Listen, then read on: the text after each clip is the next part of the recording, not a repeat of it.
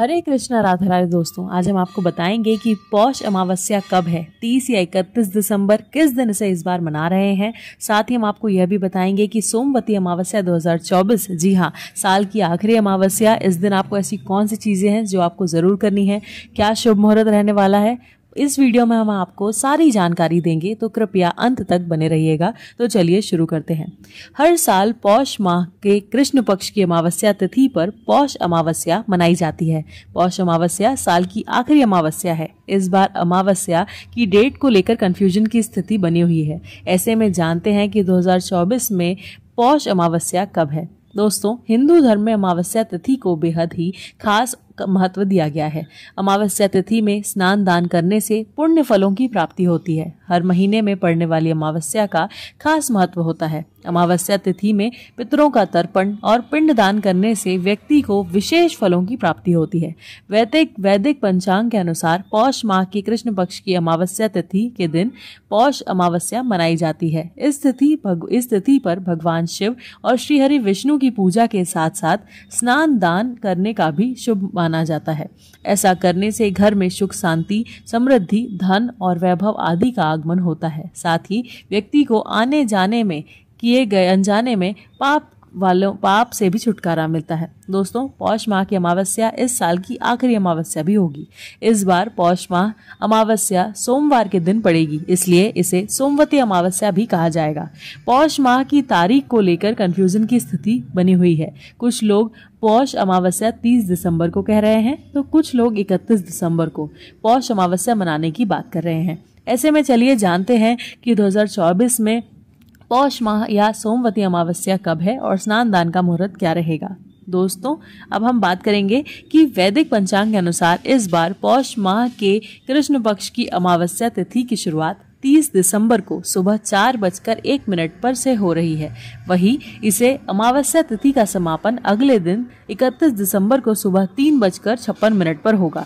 ऐसे में उदया तिथि के अनुसार पौष अमावस्या 30 दिसंबर 2024 को मनाई जाएगी। इस साल की पौष अमावस्या या आखिरी अमावस्या बेहद ही शुभ और खास है, क्योंकि इस दिन सोमवार होने के कारण से यह सोमवती अमावस्या कहलाएगी। ऐसे में इस दिन शुभ कार्य करने से धन धान्य में वृद्धि होती है। दोस्तों, अब हम जानते हैं कि सोमवती अमावस्या के दिन के शुभ मुहूर्त कौन से रहने वाले हैं। सबसे पहला मुहूर्त है ब्रह्म मुहूर्त।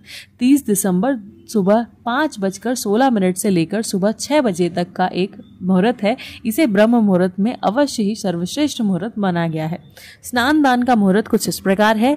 यह मुहूर्त 5:24 से लेकर 6:19 तक रहने वाला है। विजय मुहूर्त की हम बात करें तो दोपहर में 1:57 से लेकर 2:38 तक यह रहेगा। दोस्तों, इसके बाद के कुछ अशुभ मुहूर्त भी हैं, जिसमें आपको कोई भी शुभ कार्य नहीं करना है और इसकी मनाही होती है।